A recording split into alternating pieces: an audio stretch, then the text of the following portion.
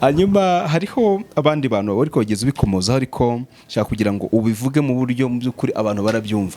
Hariho abana benshi bakuranye ibikomere bitewe nuko baravutse maze kuvuka ababyeyi babo bagira amahirwe yo kubabona ariko mu by'ukuri tibabaha ibikenewe. Wenda ugasanga umwana aravutse ese akorera make birumvikana ariko nayakoreye nayo ubwayo akayanywera bigutuma umwana wenda ashobora kuba yacikisha. Ndavuga mbere hataraba uburyo bwo gufasha abantu kugira ngo bige, ugasanga ubu umugabo arubatse ariko cyagikomera cyagifite ati ababyeyi hari ibintu batumye ntageraho, ariko nyamara Imana yamugiriye neza iramurinda imuha umugisha. Ababyeyi ubu ngubu bariho nabukuntu avuga ati reka bumve. Yego. Uwo muntu ni iki wamubwira by'ukuri? Manje kubihanganisha ariko mbasaba n'ubutwari. Kuko haherwa ihanganira ibimugerageza namara kwemerwa. Yego. Azabwa ikamba ry'ubugingo.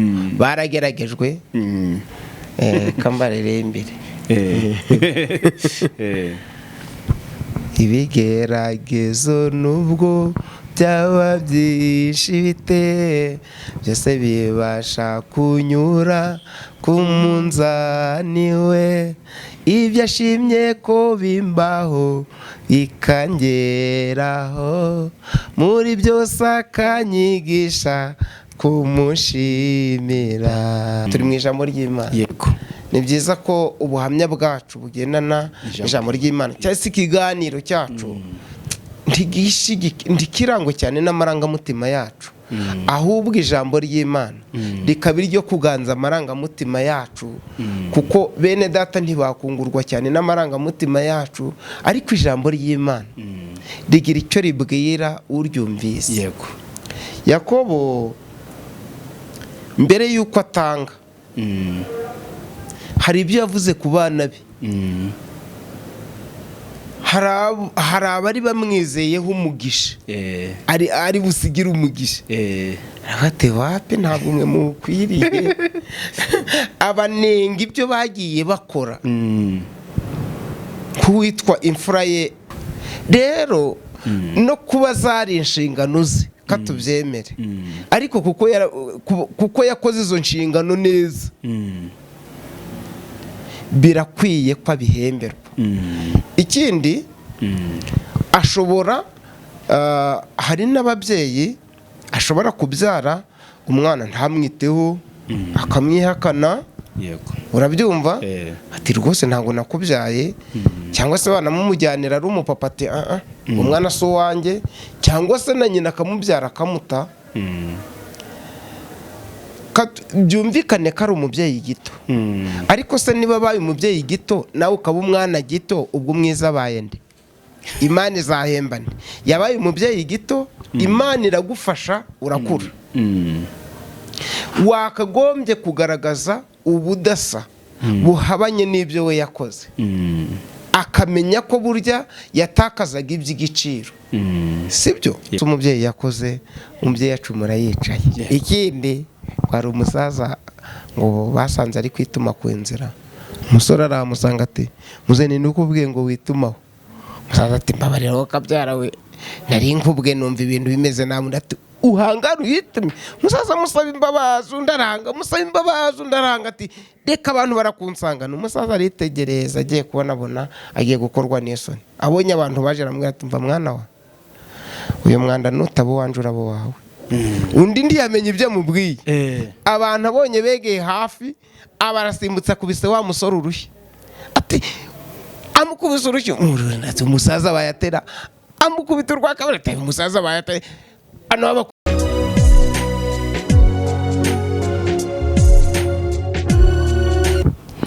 Twongeye kubasuhuza nshuti bavandimwe aho muri hose, amahoro y'Imana abane namwe. Ngewe mwumva ni Felicien, hari amaze iminsi myinshi tutabonana, ariko ndabasuhuje kandi mbaha ikaze ku Mpamba Nyayo TV. Amahoro y'Imana abane nawe aho waba uri hose, ibihe byose waba urimo, burya Imana irakuzi kandi irakuzirikana. Hanyuma rero nk'uko muyibona imbere yacu turi kumwe umukozi w'Imana Pasteur Reverend Pasteur Semajeri, watangira usuhuza abantu ariko nabashitse abandi bo mu by'ukuri barakuzi benshi, ariko hari umuntu ashobora kuba Imana imugiriye neza, ugasanga niho wenda aguze smartphone ubu ngubu, cyangwa se ugasanga niho agiye ku mpamba Nyayo TV. Niyo mpamvu rero uwo ni umuco uranga Abanyarwanda. Turabasuhuje mu izina rya Yesu Kristo, umwami n'umukiza wacu. Amen. Abadukurikiye batubonye ubwa mbere cyangwa se basanzwe badukurikira, ni ukuri Yesu nashimwe. Nashimwe. Nitwa Pastor Semajeri Gaspard nk'uko mubivuze. Amen. Amen, amen. Hanyuma rero mwari muri aho murakomeye? Turaho turashima Kristo. Amen, amen. Hariho ikiganiro cyangwa se hari visite twigeze dukorana, ubwo twasuraga imuhira tugiye gusangira, ugiye gutanga Noheli uri kumwe na mushiki wawe Nyirapasika. Ariko ubundi umukuru na Nyirapasika ninde? Mukuru ni jewe. Ni wowe burya? Yego. Abantu benshi ntabwo babizi.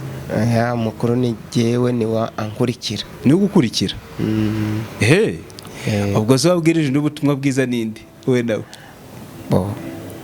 Dusa n'abahamagariwe rimwe, kuko njye maze gukira uburwayi nari mfite mu mubatizo wanjye cyangwa se mu ikizwa ryanjye, ngiye ku rusengero nawe yagiye amperekeje bigenda uko.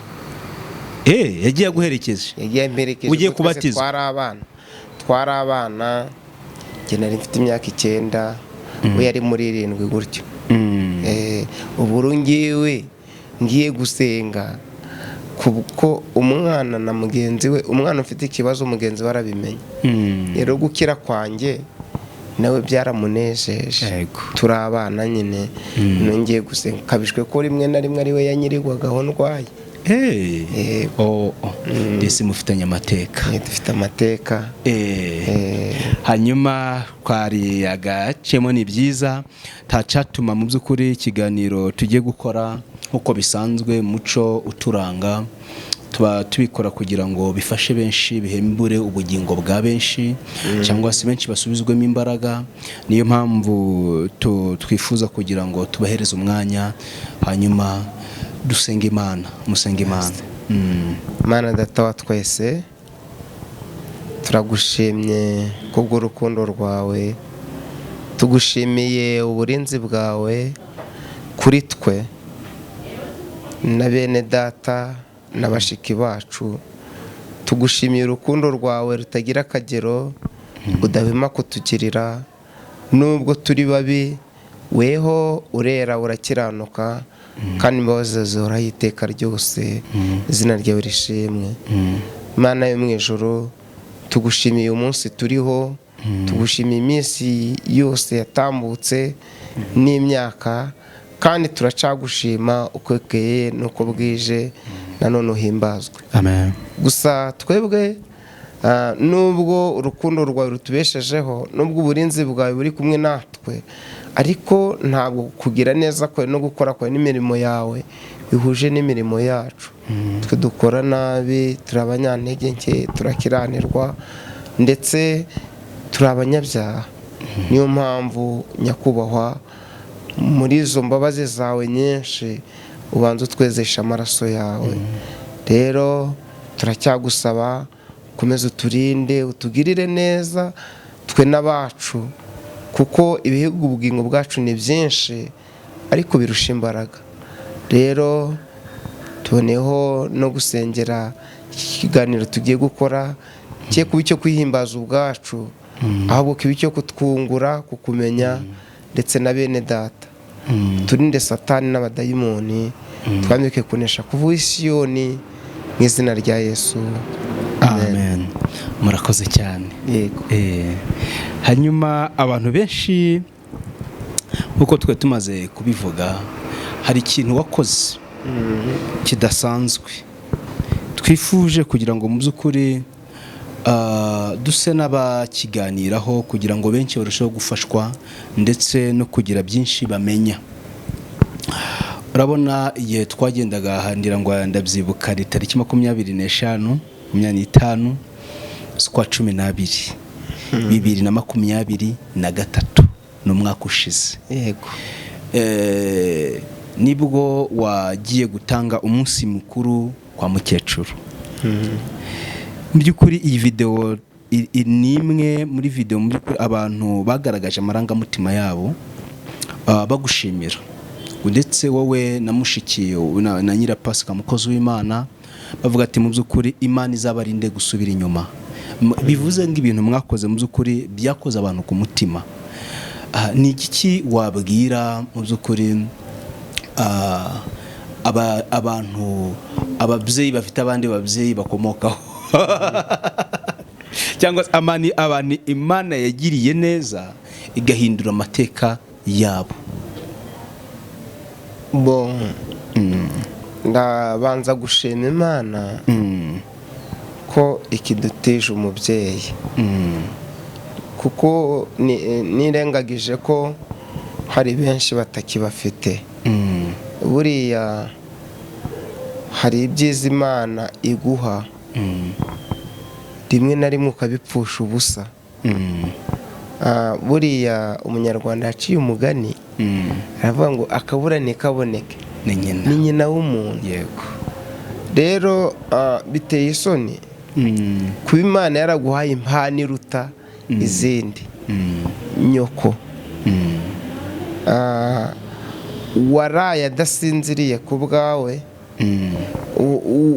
washoboraga no kubwirirwa ngo urye, wanyagiriwe mu mirimo ya rubanda kugira ngo urarire. Kudaha agaciro uwo muntu nabwo we nta gaciro uba wiha, kuko ubuzima bwawe buba bukomoka muri ubwo. Imana ijya kukurema iba yarifashishije ubuzima, amagara y'uwo muntu kugira ngo ubeho. Erema zigukoze cyangwa se ibyo wakozwemo, Imana iba yarafashe kubigize uwo muntu kugira ngo ikureme. Rero sinzi ko wasuzugura aho wavuye ukazamenya igihugu cyo mu ijuru ujyamo. Rero ni byiza kuba gifite ababyeyi, kubaha agaciro bakwiriye, kuko ntago wamwishyura ibyo yagukoreye, ariko byibura gerageza ukora akantu kamushimisha, abone ko byibura uzirikana.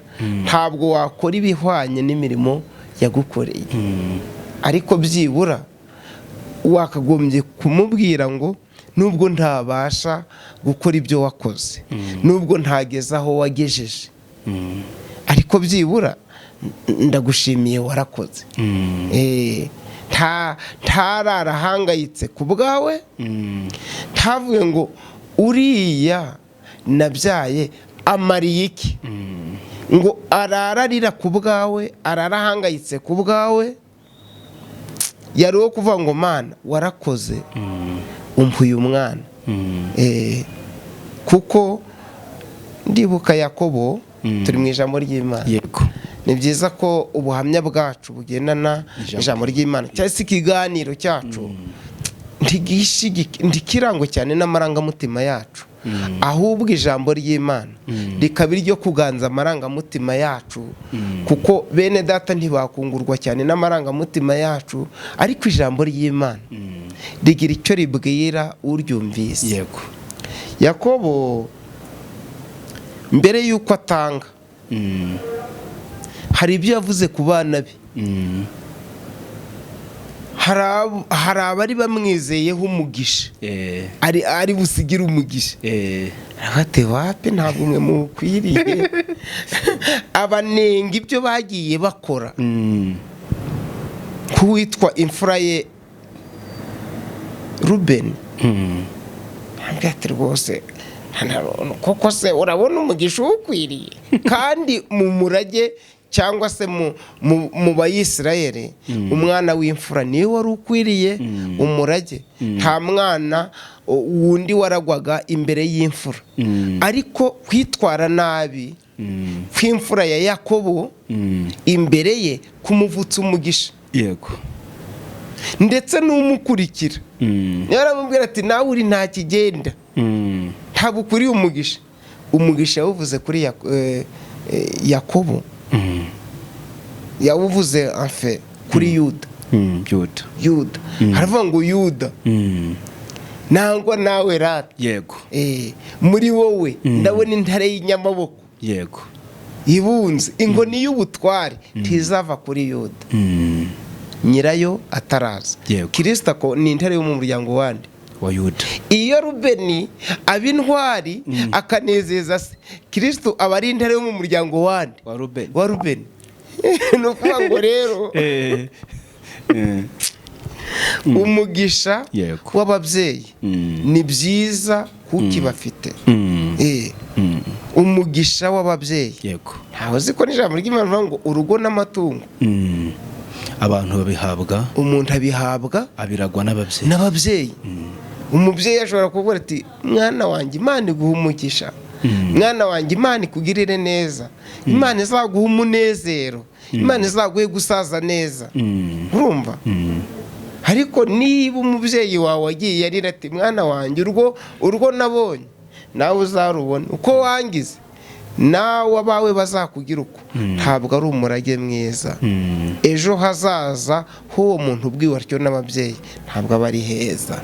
Twakagombye guharanira kunezeza ababyeyi bacu igihe Imana ikibaduhaye, kuko hari abifuza kubanezeza batababonye. Hari abifuza kuvuga ngo iyo mba narasanzeho mama, iyo mama atagenda ubu butunzi mfite nakagombye akarya hakumva ko umwana we yakoze. Ariko hari n'ababyeyi barimo kurira kandi abo babyaye batabuze uko babayeho, ahubwo ugasanga arimo ariryoshya, arimo araserukana n'inshuti ze zindi zikize bagenzi be, umubyeyi we yaburaye. Ni ukuri pe, uriya mubyeyi amarira arira.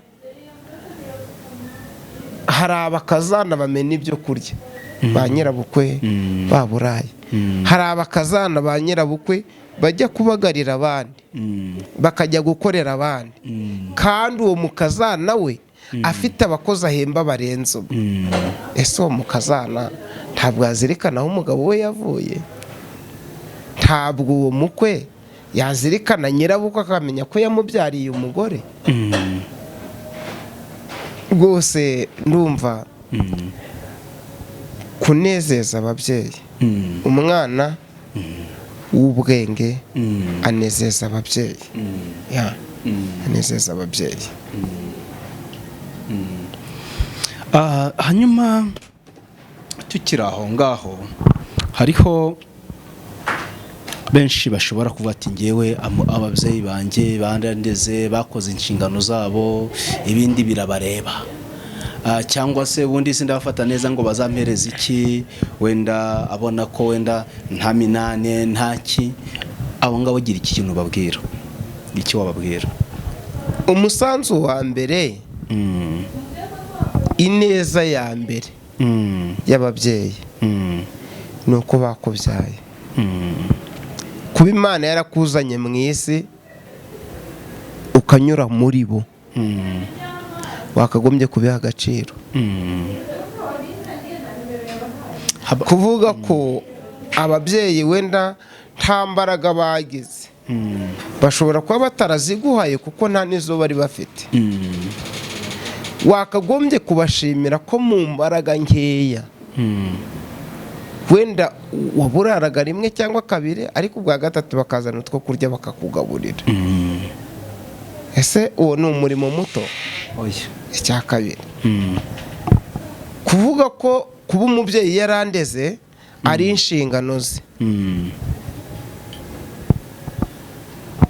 None se ubu ngubu uwujuje inshingano kugira ngo ubu ukuruku yakoze bike?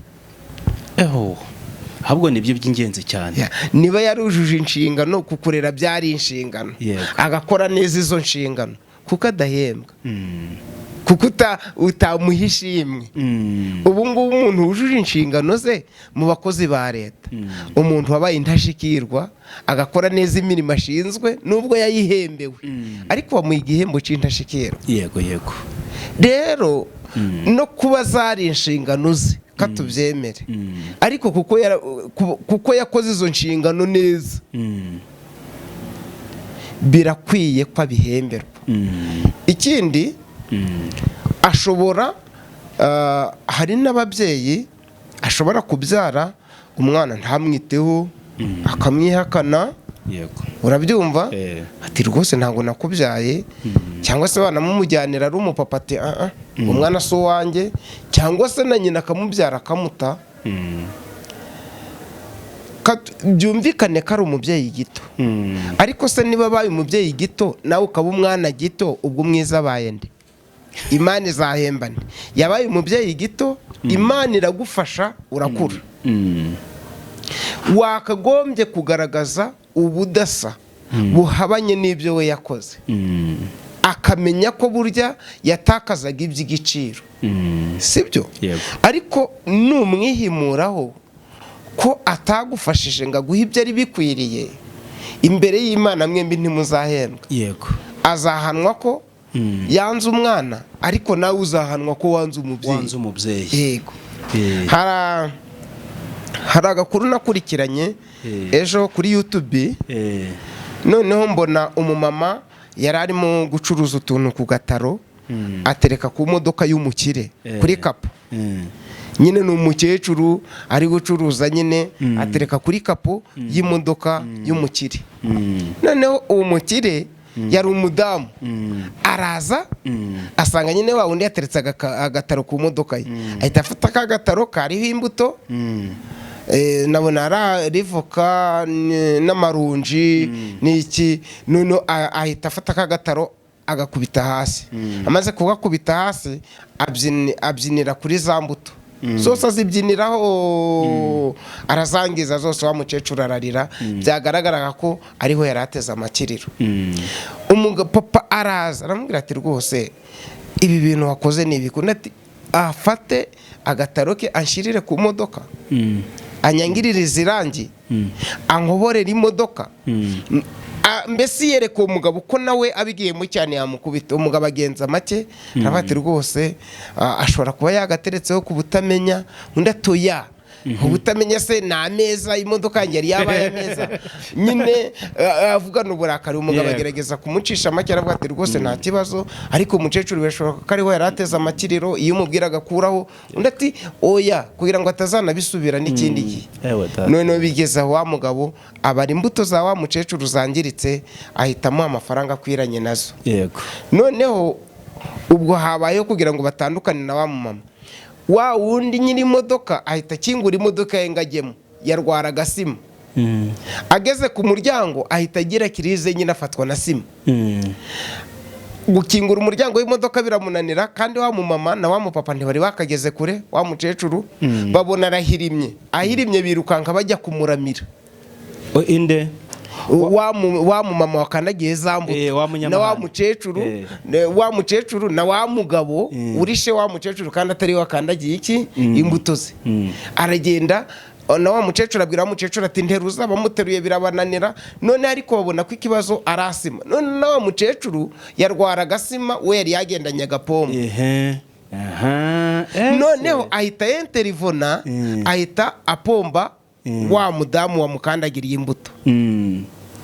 icya mbere yamumeneye imbuto, icya kabiri yanamusuzuguye, yarishwe n'utazikandagiye, ariko ntabwo amwimye ipombo.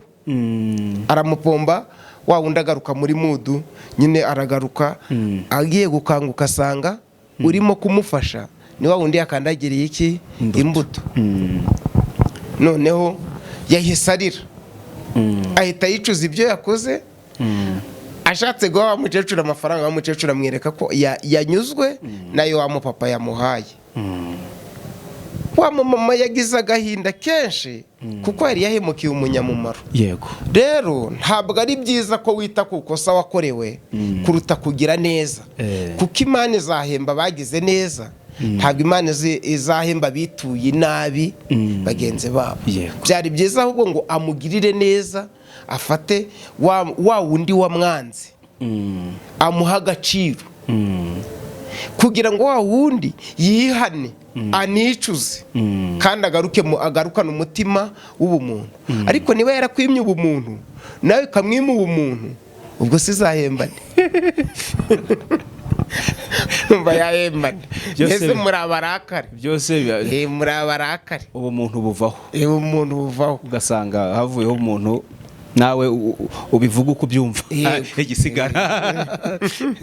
Rero gukorera umukecuru biriya nta nubwo twabishimirwa cyane, kuko twe ineza yadukoreye ntabwo twayigezaho, kandi igihe tukimufite turakwiriye kumuba hafi, tukamukuyakuya nk'amaboko afite. Ni ngewe na mushiki wanjye nyine na mukuru wacu n'abuzukuru tugomba gutoza abuzukuru urukundo rwo gukunda nyirakuru, nabo bagakundana, kuko dufite abana batavugana, ugasanga ntavugana n'abana ba nyirarume, ugasanga umugore wa nyirarume ntavugisha muramukazi we, ugasanga muramukazi we ntavugisha umwana wa gutyo. Ariko byari byiza twumva Imana idufashije kandi izabikora, hamwe no gusenga no kuba hafi yayo izadufasha. Abana bacu tuba twumva bakundana, bakubahana, bakubaha imiryango, bagira indangagaciro z'ubukirisitu. Kandi Kristo yaravuze ngo ntimukagire undi mwenda, Kristo umwenda w'urukundo. Umuririmbyi w'umunyarwanda yaririmba ngo byose bizashira hasigara urukundo. Iko nukuri. Hanyuma mu by'ukuri urakoze cyane nshuti muvandimwe udukurikiye. Iyo turimo dukora ikiganiro nk'iki ngiki ushobora kubifata mu buryo wenda butandukanye, ariko icyo ikiriho ukuri kuriho, burya Yesu yaravuze ngo umwuka wera naza muzaba abagabo bo kumpamya Yerusalemu ni Yudaya kugera ku mpera y'isi. Mbere yuko tujya ahandi hantu runaka, duhere mu rugo. Ngira ngo ni nabyo uba urimo gukora mu by'ukuri. Iyo urimo uvuga ati ibi byiza aho ngeze, ukazirikana umubyeyi, ni ikintu gikomeye kandi n'isomo rikomeye cyane. Iyo wenda wo ntabwo uzi agaciro twabihaye, ariko mu by'ukuri kubona ukabona, ubundi tuzi ko harya babyita n'abakazana na ba nyirabukwe ni baramukazi.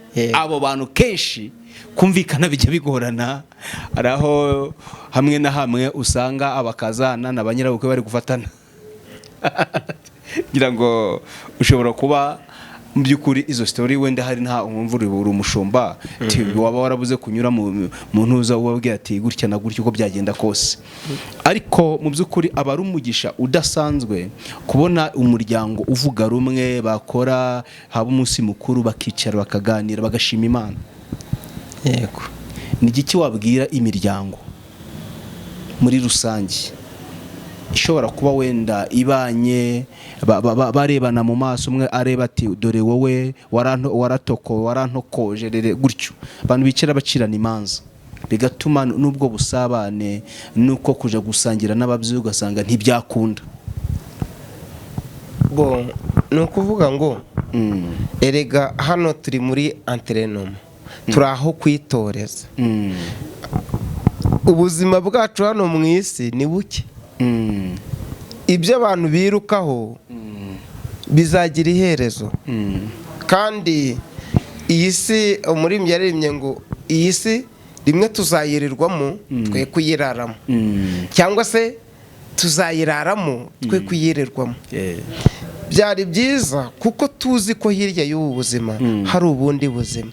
Rero bariya bose mu ntumwa ze ntaho bigeze bavuga ngo nuko ico gihe ngo Yesu ngo abatunganye na nyina, ngo Yesu ngo abatunga batubwiye Yosefu ngo mve imbere se, ngo cyangwa reka none niba uri umukirisitu kuko udashaka kugera ikirenge mu cya Yesu, kuko udashaka kugera ikirenge mu cy'umwami wacu, umukirisitu yakagombye kugirira neza bose, ariko cyane cyane abo mu nzu mugire neza bose ariko cyane abo mu nzu ya so. Niba ushobora kujya kwigisha umwana w'ahandi uwa mubyara wawe yaracikije amashuri, niba ushobora kujya kwigisha umwana w'ahandi ni byiza kumufasha, uwa mushiki wawe nta na iniforume afite si byiza pe. Byari byiza ngo ufashe bose ariko uhere n'iwanyu, sibyo? Uhere n'iwanyu, urukundo abandi bakubonaho n'umuryango wawe ugira ute uwubone. Urumva abana ba mubyara bawe be kuvuga ngo mubyara wa papa ni igisimba. Urumva byibura ntabwo wagira imbaraga zifasha umuryango wose, ariko uko ushobojwe mu mbaraga Imana iguhaye, uko wagirira neza abandi. Kuvuga ngo umwana wa mushiki wanjye n'uwa munywanyi wanjye, wa mushiki wanjye yatsinze n'uwa munywanyi wanjye yatsinze, umwe ndamuha amakaye 5 n'undi muha amakaye 5. Iduzeni nari mfite, umwe ndamuha amakaye 6 n'undi amakaye 6, bagabaniye iduzeni, sibyo? Umwana w'inshuti yawe atazahura n'uwa mushiki wawe ngo amubwire ngo twaye amakaye, hari inshuti ya papa yaduhaye yitwa nde kanaka. Ngewe umwana wa mubyara wawe cyangwa mushiki wawe nabona hari abana bari kwigira ku makaye watanze, azavuga ati aha nuko kugenda barikundishwa, ubwo nukujijisha ibyo dukorera. Byari byiza ngo tugerageze rwose uko umwama dushoboje. Si byiza ko umukazana ahagurukira nyirabukwe, si byiza ko umukwe ahagurukira sebukwe, si byiza ko umwana ahagurukira mukuru we ngo amukubite, nubwo mukuru we yaba inyamaswa, we naba umukirisitu, nubwo murumuna we yananirana, we niyera imbuto, sibyo? Yego ntazibana zidakomanya amahembe.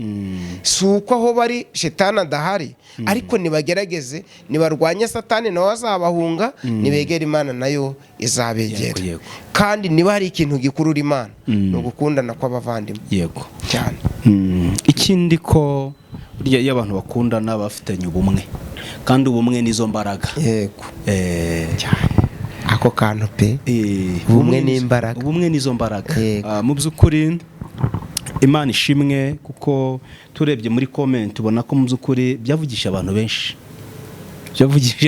ariko ni ibintu bikwiye, ni ibintu bizima. Niko kuri, ni umuco ndetse wa gikristo. Hanyuma hariho abandi bantu bari kogeza ubikomozaho, ariko nshaka kugira ngo ubivuge mu buryo mu by'ukuri abantu barabyumva. Hariho abana benshi bakuranye ibikomere bitewe n'uko baravutse, maze kuvuka ababyeyi babo bagira amahirwe yo kubabona, ariko mu by'ukuri ntibabaha ibikenewe.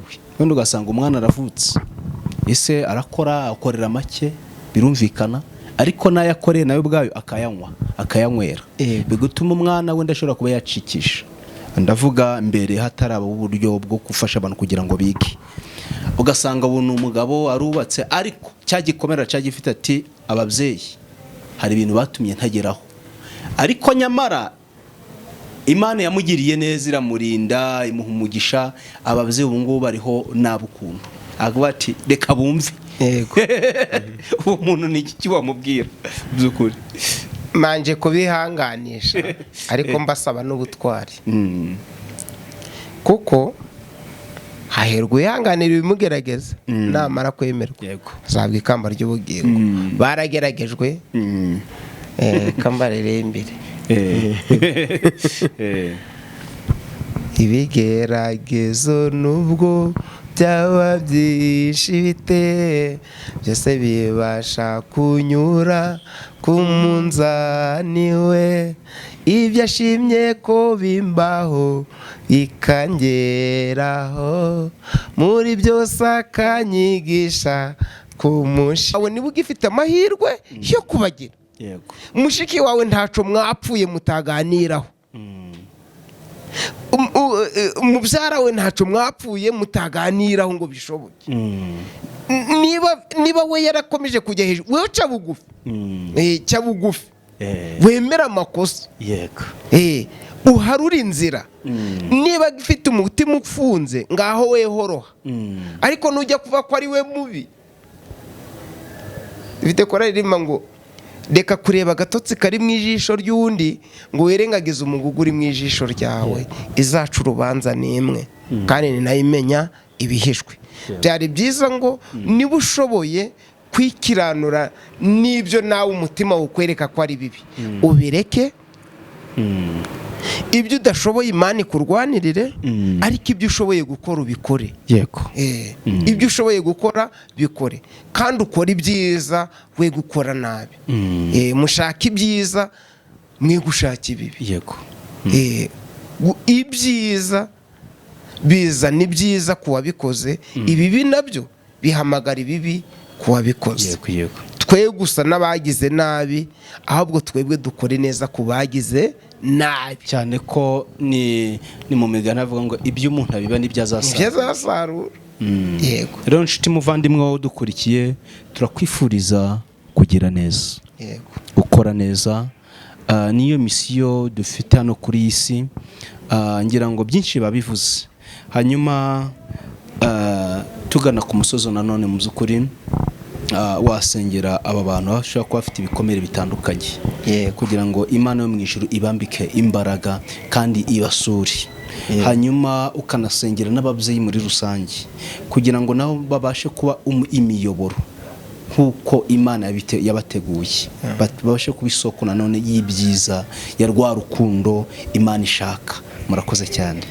Murakoze. Mbere y'uko dusenga, kanibutsa abacu inkuru za Dawidi na Sawuli. Sawuli yagerageje cyane kwica Dawidi, ariko Dawidi akamufata nk'umubyeyi we. yego, ndetse umwana wa Dawidi witwa Yonatani we cyabazaga Sata, ariko ubundi uriya muziranenge uramuhora iki? Kuko akenshi yabonaga akaga n'ingorane Dawidi agira, kandi nta ruhare yagize yabigizemo.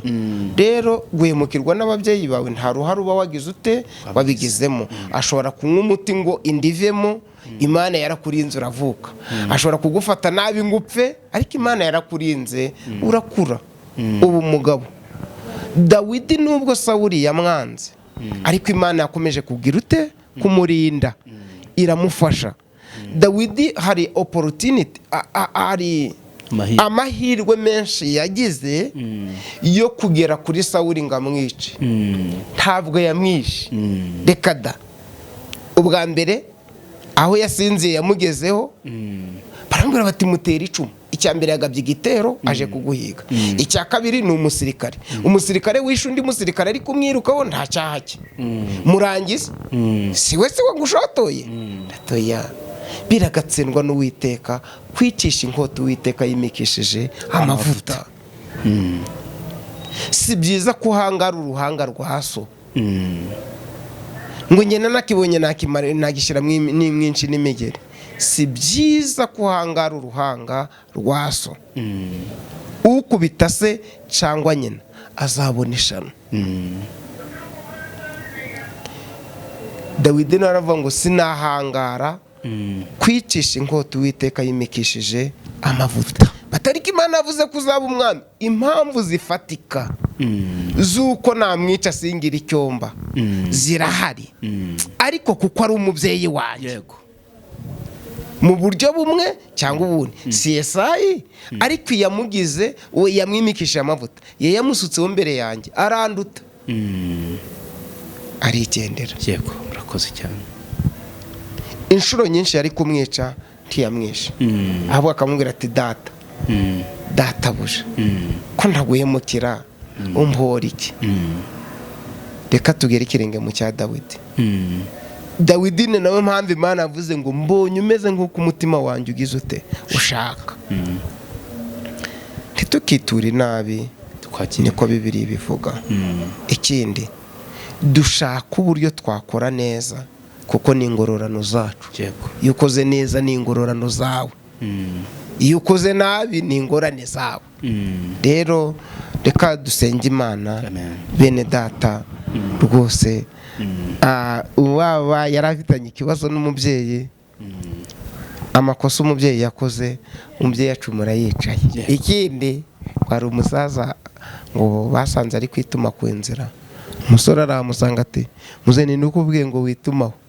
Umusaza ati mbabarira wowe kabyara we, nari nkubwe numva ibintu bimeze nabi. Ati uhangara uhitume. Umusaza musaba imbabazi undaranga, musaba imbabazi undaranga. Ati reka abantu barakunsangana. Umusaza aritegereza agiye kubona agiye gukorwa n'isoni. Abonye abantu baje aramubwira ati mva mwana wa, uyu mwanda nutaba uwanje urabo wawe.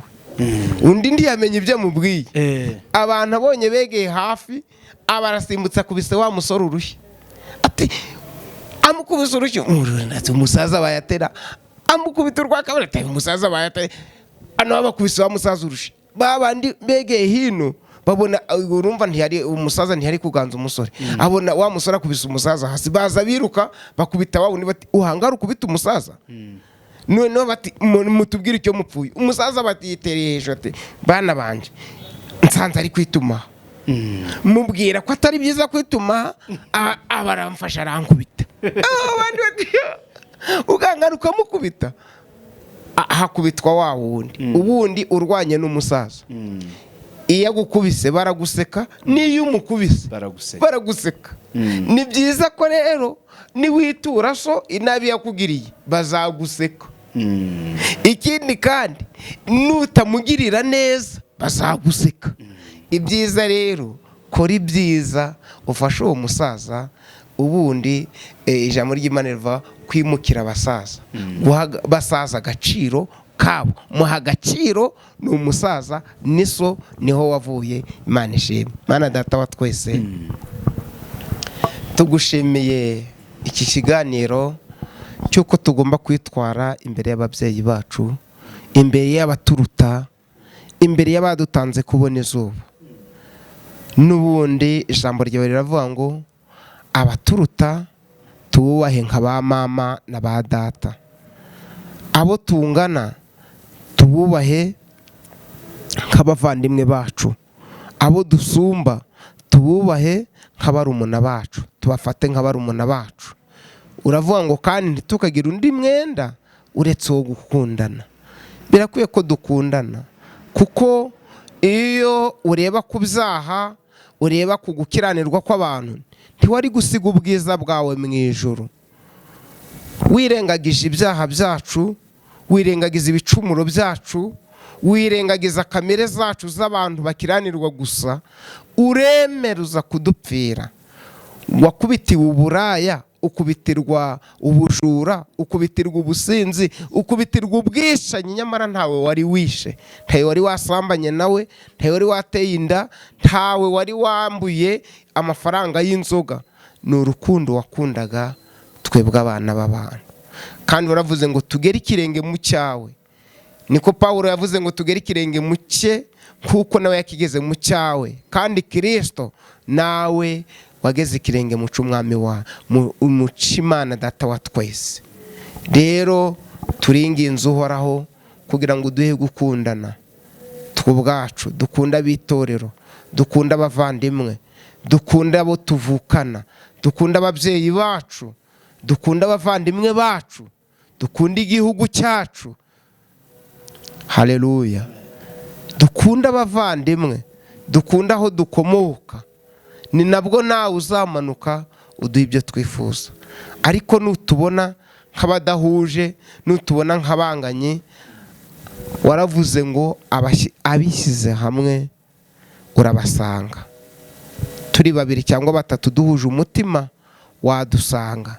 Ariko turi babiri cyangwa batatu baterana amacumu, bapingana, barwanyana, bavangurana amoko, ntabwo wahaba, kuko ntukunda bangana, ntukunda bicana, ntukunda ababesherana, ukunda abakundanye, kuko nawe ubwawe uri urukundo.